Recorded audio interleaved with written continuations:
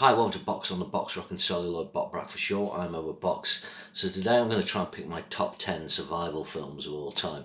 Survival genre is quite a difficult one to categorise because typically a disaster film will have a survival element. Sometimes you get war films that have survival elements, science fiction, post-apocalyptic horror, and so on. So we'll look at a few that didn't make the cut, like for instance the film Togo. If you go on Disney, this is a really good dog film about the diphtheria outbreak in a remote part of America. I think it's 1923. Really good. So the survival element to it, they've got to get the vaccines across country on a dog sled. And obviously there's fraught with danger, but it's really more an adventure film. That outweighs the survival element. But if you've not seen this film, watch it. It's quite interesting because there's a film called Balto. Basically, Balto crossed the line. It was like a relay thing to get his vaccine there, but it was a dog called Togo did most of the donkey work, so to speak. So it kind of redresses that balance. A film like Fall is that fits into the survival genre, and I'll be picking another film in that style later. But if you've not seen Fall, that's quite interesting. They climb up the big communications pole, and then it all goes pear shaped. It makes good use of its budget. You can tell it's CGI, but it's quite effective, and that's a good thing about the survival genre as well. You can get a simple sort of setups that can be achieved with quite a low budget. And then a film like The Pianist, is that a survival film? Well, it is, but it's really a Holocaust film. It's really about the Holocaust. So if I was looking at films about the Holocaust, I'd be looking at Schindler's List, I'd be looking at this, and so on. So I'd put it in with that, even though the survival element is there with any Holocaust film, and particularly with this one. Apocalypto, that's kind of a chase film, a kind of adventure film with survival elements. The Shallows a survival film? Well, it is, but it's kind of a shark film as well. I suppose that's Blake Lively and Juan Colin Serra. It's one of those films that makes stupid use of text messages on the screen. One of the weird things that's happened in films. But Blake Lively's really good in it, actually, and is quite effective. So one that didn't, which I think is a survival film, I didn't quite make the cut. Maybe because although I think it's really good, I just don't quite love it, is All Is Lost. Quite interesting to J.A. Bayona. No, not J.A. Bayona, J.C. Chandor. Did a margin call, but this is a good. Robert Redford barely says anything in this film. He doesn't have a name, and he's just out on his yacht, his boat in the sea, and things go tits up, and he's got to survive. Really interesting role for Redford as well, because at the time Redford was about in his late 70s. Obviously he looks younger, but he's still playing a guy well in his 60s. I'm surprised they didn't push for an Oscar nomination, because he's very effective in it. One of the better Redford films of recent times. Not least of bad films. Gravity as well, very good survival film, but it's a science fiction film, and as is The Martian. Is The Martian a survival film? It is. It's like Robinson Crusoe on Mars, if you've ever seen that. But it also fits in the sci-fi genre.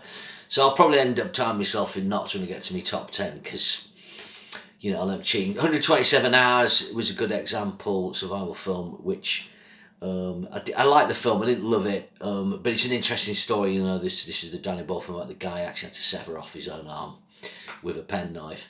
But really, most of the film is he's stuck in between a rock. He's not kind of going for a kind of odyssey, then you got The Grey, the Liam Neeson film. The classic thing in a survival film is the best way is people crash, in some remote location on a plane or something like that, and they've got to survive, they've got to get out. I think this kind of gave away the best bit on the trailer, kind of gave away the end, really. Another film, interesting rock climbing one, obviously you've seen Touching the Void, the documentary. So Joe Simpson did a documentary called The Beckoning Silence, which is about an attempt on the North Face of the Eiger in the 1930s. I think one of the climbers went on to write 7 years in Tibet. But I watched the film North Face, which was all right. The Joe Simpson documentary is better, but it's harrowing. It's a really sad story. But watch The Beckoning Silence. It's kind of heartbreaking. And then you got The Road again, a post-apocalyptic sci-fi, probably one of the miserable survival films. Literally almost nothing to fight for except existence itself. But by the end of the film, there's a little bit of hope. So that's a few choices there. So gonna pick my best ones, which I feel like are more pure survival films to a certain extent. but you might disagree. But the first one I'm going to go for is a pretty decent one on Netflix, and you better watch this. Is Arctic with Mads Mikkelsen. He's a doctor, I think. The plane crashes. He's got one other person with him. They've got to survive. And obviously he's in treacherous conditions. It's that classic thing. He's waiting to be picked up.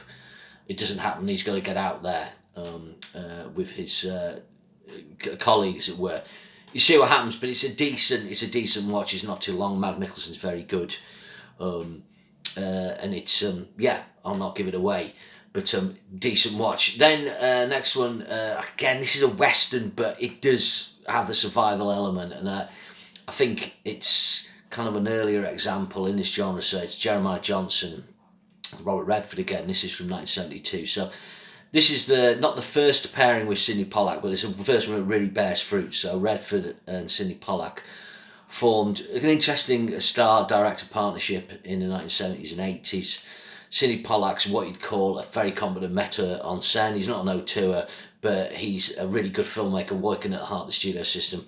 Redford is a great star, not with a lot of range, he knows that, and together, they could kind of get interesting with Guns, probably reaching its fruition with the excellent 3 Days of the Condor in 1975. But Jeremiah Johnson, he's a fur trapper, and he's out in the wilderness. There's a lot of time spent on his own. There is other characters in it, but it does tap into that struggle to survive in the wilderness, and what it would have been like in that era. So my next choice is a cheesy sort of little low budget film. So you get these films like Open Waterfall, 47 Meters Down. There's numerous examples of these now where you've basically got a high concept idea and it's low budget. And Frozen, some people get stuck on a ski lift. Basically they try and get up the ski slope on the lift, to do the final run. The bloke doesn't realise they've gone up and he switches it off for the bank holiday weekend, I think. And they're stuck on a ski lift in really freezing conditions. The acting's fairly decent, often quite good in these things, it needs to be. But what's effective is how it has the kind of tension and how stuff goes completely pear-shaped. There's one bit where they completely fuck up. And I think this is one of the best or better examples of this type of film. So I'm kind of picking that as my choice. You've got other ones like that. There's the one where they're on I don't know if that's Open Water, where they're on the boat and they all get off to go swimming and realise the side of the boat's too big, But it's pretty good. And then I think, although I've got my problems with this film, I think you've got to have this one in because when it's excellent, the central performance is excellent, it's Castaway. My issue with this film, it starts off with Tom Hanks, he's kind of FedEx man. And he's a bit of a knob, Then you have that great plane crash sequence. I like the way Robert Zemeckis stages that because there's been a lot of plane crash sequences. Maybe that's it, the top 10 plane crash sequences. But he puts his spin on it. He does it very well. I love the way Tom Hanks gets out of it. He winds up on the island.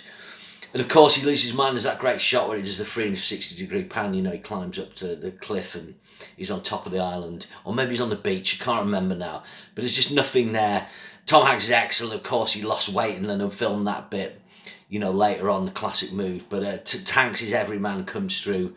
How he escapes off the island is really good. But then when he gets back, obviously people have forgotten about him. His girlfriend's moved on. And the thing is, he fucked off on Christmas Eve or something for FedEx. And in some ways, there's a FedEx bit at the end, and I just find it weird. The problem with Zemeckis is there's something deeply conservative about him, really. When you watch Forrest Gump, and it's like, to me, it doesn't sort of put out there like Tom Hanks, you've been a corporate fucking dick. Fuck corporate America. Anyway, that was just my take. So that's always stopped me, from liking or embracing the film fully. But it is, when he's on island, it's an excellent survival film. And sort of Wilson's kind of become something, hasn't it? My next choice is Eight Below. This is Paul Walker, Frank Marshall. I don't know how much people know about this film. This was a pretty reasonable sized hit 20 years ago. It made about $75 million. But he's out in the Arctic somewhere. He's part of a science group. They've got sled dogs, huskies, who help them go out, to travel out to do research. I don't know if they get recalled or the weather's turning, and they have to leave a short notice, have to leave the Huskies. And Paul Walker's obviously devastated by this. He's bond with them. He goes back. He's not having it. When the weather gets back better, he goes back out there in treacherous conditions, or he has to travel back out and find the Huskies. And it's actually, part of it is about the Huskies surviving. So it's a wonderful animal film, and it's got sad elements, but it's got top elements. And if you like animal films, if you can take a bit of sadness, it's really good. And it's an interesting thing doing an animal survival film. A little gem and a nice, Paul Walker didn't have many top films, but it's one of his good ones. Kind of underused star, really, Paul Walker. With his good looks and everything, he could have been more of a Newman or a Redford. My next choice is The 12th Man. Now, this is a film that kind of did the rounds on Netflix, I think. It's from 2018. It's actually directed by a guy. I'll just put it up because it's quite interesting. He's got a weird... Harold Svart. He's got a weird filmography of various things. But this film is really good. Basically, it is a war film, so I'm kind of cheating here. But basically 12 officers, I'm not sure which country, they're probably Norwegian, it's set in Norway. They go to, do something to undermine the Nazis who have got Norway occupied. And 11 of them get captured and they get executed, but the 12th man, one of them escapes. So Jonathan Rhys-Meyers plays the SS guy after him. Rhys-Meyers is okay in it, but the guy playing the central character is really good. But this is just, what's really good about this, he's in terribly cold conditions. He's fighting to survive, but it's also the kindness of the Norwegian people helping along the way, the resistance and that. And it's got a really, really good, exciting climax. And this is one of those films where, in the world of streaming, it can get missed. But it's a little gem, and some of it's in English, some of it's in Norwegian. So check that out. So my next choice is Into the Wild. Sean Penn's really good film with based on the John Krakauer true story, the book, Emile Hirsch in it. So this is the guy who was really promising sort of student. He graduated. His dad, gave him a golden handout, and he just gave it away. His trust fund. He just rejected the kind of background, the culture he was in, and wanted to go off and explore America and to live on his wits and off the land. And it's a really inspiring film, because what he does is kind of powerful. It's really powerful. And it's kind of like an odyssey. He meets different people. He's got a great performance from Hal Holbrook, who got an Oscar nomination for it. Who's an American character actor, been around for years. Okay, spoiler alert. But you may know what happens with this. But when he ends up in the wild properly, it really does become a fight to survive. But it's the way it's done is really good. There's something Alexander Supertramp. Sorry, he changed his name. There's something kind of noble about that total rejection, something fascinating about going, no, I'm not just kind of compromising, what I'm doing. I'm completely walking away. I'm just going a different route. I'm going a third way, so to speak. Really good. My next choice is a film I need to watch again. I only seen it once, but I think it's got a survival element. I think you've got to put it up there for having great acting, fantastic cinematography and Oscar-winning direction. It's The Revenant. Alexandra Inarritu couldn't get away with Birdman, although a lot of long takes, but the long takes on this were great. Some really good nature shots, almost Malick-ish. Terrence Malick, Leo, maybe he's done better performance, but he deserves his Oscar. He didn't get it from The Wolf of Wall Street. He's really good in this. He goes for the ringer. He does the bear attack.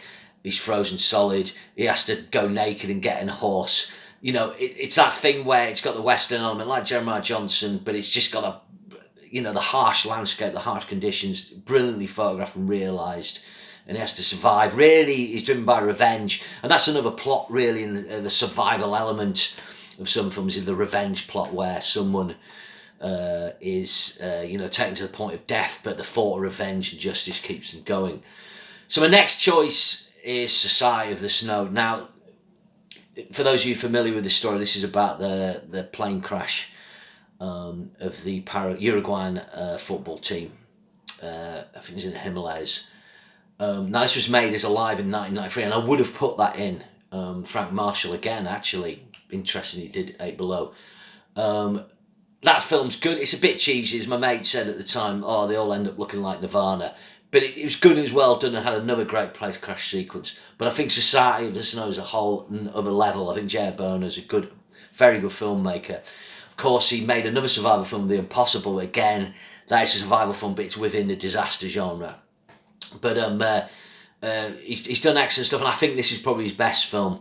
I'm amazed it got a couple Oscar nominations, just tech things. I'm amazed it didn't get more. I think the direction of the film, I think this was excellent, really good. What those guys went through, it still inspires, and it's still kind of heartbreaking, and it's more expansive than Alive. You know, it's a longer film, it deserves that length. They went out to the actual crash site. There's a bit more authenticity with it. It's got a great plane crash, but just a really good film, and just juicy, you know, one of those films where you've got all the things you need and you can just tuck in, and, you know, again, just straight to Netflix. It's too good for that. But anyway, so my favourite survival film of all time is 1965's The Flight of the Phoenix. Do not watch the remake. I like Dennis Quaid, but it's fucking shit. It's made by the guy who remade The Omen. He's a fucking terrible filmmaker. John, I've forgotten his second name. He did Die Hard. Good Day to Die Hard. Fucking dreadful. Anyway, Flight of the Phoenix, excellent. James Stewart, Richard Attenborough, Peter Finch, Borgnine, Ronnie Fraser, to name but a few. Hardy Kruger, what a legend. So great cast. The plot, plane takes off with kind of workers, people going somewhere, crashes in the desert. They're not going to be found. Then the characters start coming out. James Stewart's kind of had a drink problem. I think was it Attenborough has, but they're both kind of guys who have not been at their best and had hard times. Then you've got Peter Finch's stiff upper lip captain, kind of naive almost in that way. Borgnine, a bit cowardly. And then you've got Hardy Kruger, this guy, you'd say he's detached, he's this logical German character. You could probably say he's on the spectrum a bit. And he's kind of detached from him, and then eventually he comes up with an idea. I design planes. We will take the wreckage of this plane. We will make a new plane and we'll fly out.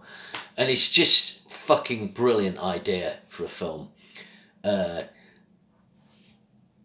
won't tell you what happened. There's some bad process photography which dates it. But I think the performances are great. Hardy Kruger's so good. There's the great bit where he goes, "I forbid you." He goes mental, and there's issues with water, and he has more water, and he says, "I've been working harder," because all have to work and make the plane. It's so good, and every character kind of stays with you, and every character gets a run out. This is a brilliant example of men in fraught and closed conditions in a way, under stress. I think the remake had a female character in it. I'm not knocking that. You could do a female survival thing, which would be really good. I suppose Yellow Jackets is kind of like that in a way. But I think, when you've got this kind of single gender situation, it just kind of brings out the worst and the fraughtness. The climax is, if you've not seen it before, tech issues aside, because of the years made, is fucking tense as fuck. And it's just a shame that they kind of butchered it with a remake, because I'd love to see this done properly again with as greater actors that were in it, because I think it's just such a great story. I saw it when I was very young, and I've loved it ever since. Okay, so that's my favourite survival film. There's loads of others. You put some in if you're interested in these top 10s. Remember to share and subscribe, and I'll see you again soon. Thanks.